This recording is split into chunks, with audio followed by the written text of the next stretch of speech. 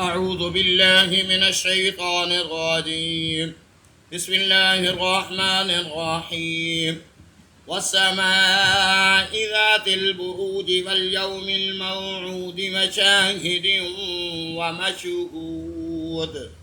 قتل أصحاب الأخدود النار ذات الوقود إذ هم عليها قعود وهم على ما يفعلون بالمؤمنين شهود. وما نقموا منهم إلا أن يؤمنوا بالله العزيز